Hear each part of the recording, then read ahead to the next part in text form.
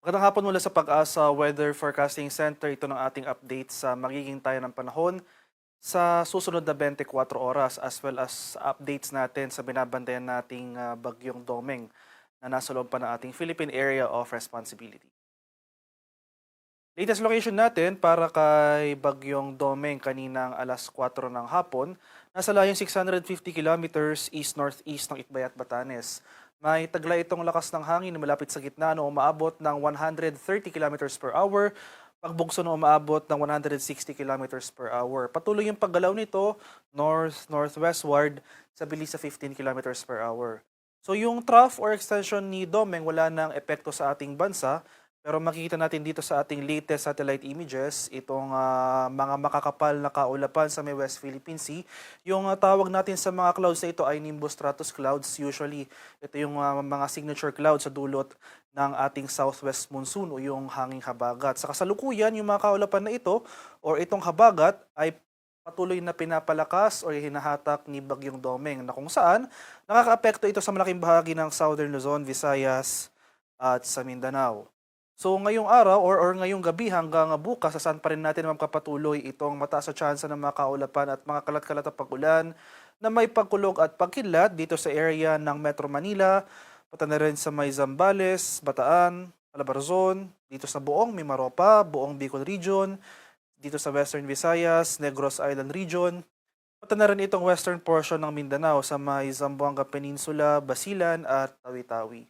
Kaya sa mga lugar na ito, so generally itong western section ng ating bansa, maghanda pa rin po tayo at maging alerto sa mga pag-ulan, especially ngayong gabi hanggang madaling araw. At ito yung ating latest track and intensity forecast para kay Bagyong Domeng. So magpapatuloy yung generally north-northwestward na paggalaw ng bagyo ngayong hapon hanggang mamayang gabi.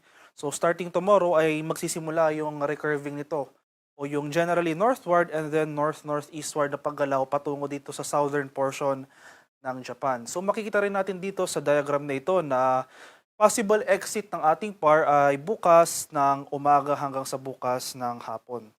So by this time, habang papalaw ito sa Japan, wala pa rin itong epekto sa ating bansa. Pero yung mas magiging concern natin in the coming days ay yung paghatak nito ng ating southwest monsoon o hanging habagat na magpapaulan sa kanlurang bahagi ng Pilipinas.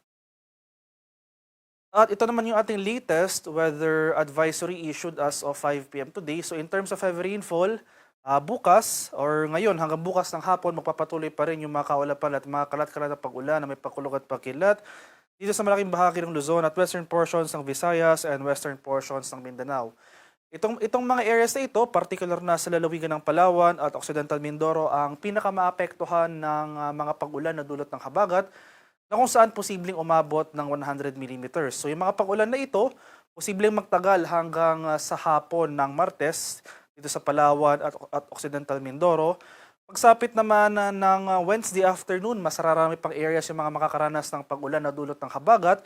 Yung intensity o yung rainfall distribution natin ay mag-shift northward. So ilang areas na rin ng mainland Luzon makakaranas ng mga pag-ulan na dulot ng southwest monsoon. So magsisimula na rin, posibleng umabot itong 50 to 100 millimeters sa pag-ulan sa ilang areas ng Zambales, Bataan, pati na rin dito sa Batangas. So in the coming days, ito pong mga lugar na shaded by yellow, patuloy po tayong maghanda, maging alerto sa mga banta ng flooding or landslides. Patuloy po tayong mag-monitor ng mga localized advisories na posibleng i-issue ng ating Pag-asa Regional Centers tulad ng mga rainfall advisories or heavy rainfall warnings sa mga susunod na araw.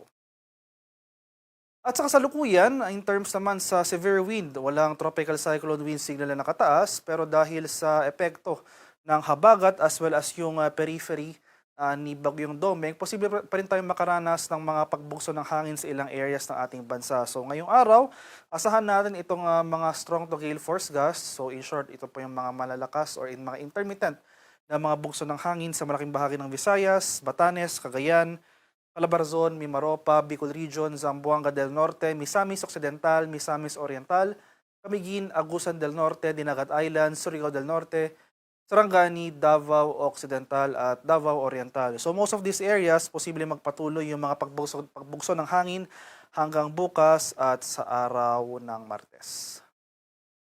At sa atin namang sea condition or kalagayan ng ating karagatan, sa kasalukuyan walang nakataas na gale warning pero iba yung pag-ingat pa rin sa ating mga kababayan na maglalayag, especially dito sa eastern seaboards ng Luzon at eastern seaboards ng Visayas dahil posible pa rin tayong makaranas dyan ng katamtaman hanggang sa maalong karagatan. At para sa karagdag impormasyon tungkol sa ulat panahon, lalong-lalo na sa ating mga localized advisories na posibleng i-issue sa mga susunod na araw, dulot ng mga pag-ulan ng southwest monsoon o yung hanging habagat, ay i-follow kami sa aming social media accounts at DUST_Pag-asa. Mag-subscribe rin kayo sa aming YouTube channel sa DUST Pag-asa Weather Report at palagi bisitahin ang aming official website sa pag-asa.dust.gov.ph at panahon.gov.ph. At yan lamang po ang latest mula dito sa Pag-asa Weather Forecasting Center. Magandang hapon sa ating lahat. Ako po si Dan Villamil Nagulat.